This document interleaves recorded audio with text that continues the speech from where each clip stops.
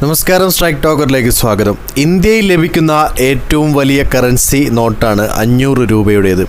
മുമ്പ് ഇത് 2000 രൂപയായിരുന്നുവെങ്കിലും കേന്ദ്ര സർക്കാർ പിന്നീട് ഈ നോട്ട് പിൻവലിച്ചിരുന്നു. ഇപ്പോഴിതാ സമാനമായ മറ്റൊരു നീക്കം കൂടി നടക്കുന്നുവെന്നാണ് പ്രചരിക്കുന്നത്. 500 രൂപയുടെ നോട്ടിനെ കുറിച്ചാണ് പ്രചാരണം.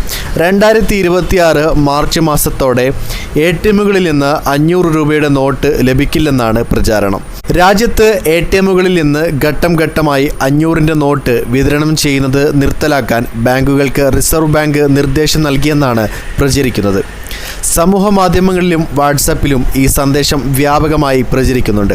2026 മാർച്ചിന് ശേഷം ATMകളിൽ നിന്ന് 100-ന്റെയും 200-ന്റെയും നോട്ടുകളുടെ കറൻസി മാത്രമേ ലഭിക്കുകയുള്ളൂവെന്നും സന്ദേശങ്ങളിൽ പ്രചരിക്കുന്നുണ്ട്. ചില ഓൺലൈൻ മാധ്യമങ്ങളിലും അതോടൊപ്പം തന്നെ ചില വ്യക്തികൾ വീഡിയോ സന്ദേശത്തിലും ഇക്കാര്യം പ്രചരിപ്പിക്കുന്നുണ്ട്. എന്നാൽ യഥാർത്ഥത്തിൽ ഇതൊരു തെറ്റായ വാർത്തയാണെന്നാണ് ഫാക്ട് ചെക്കിൽ നിന്ന് മനസ്സിലാക്കാൻ സാധിക്കുന്നത്. റിസർവ് ബാങ്ക് ഓഫ് ഇന്ത്യ ബാങ്കുകൾക്ക് ഇത്തരമൊരു നിർദ്ദേശം നൽകിയിട്ടില്ല.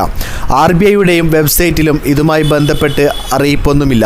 അതുകൊണ്ട് തന്നെ തെറ്റായ വാർത്തയാണ് പ്രചരിക്കുന്നതെന്ന് ദേശീയ മാധ്യമങ്ങളിലെ ഫാക്ട് ചെക്ക് വിഭാഗങ്ങൾ ഉൾപ്പെടെ റിപ്പോർട്ട് ചെയ്തിട്ടുണ്ട്.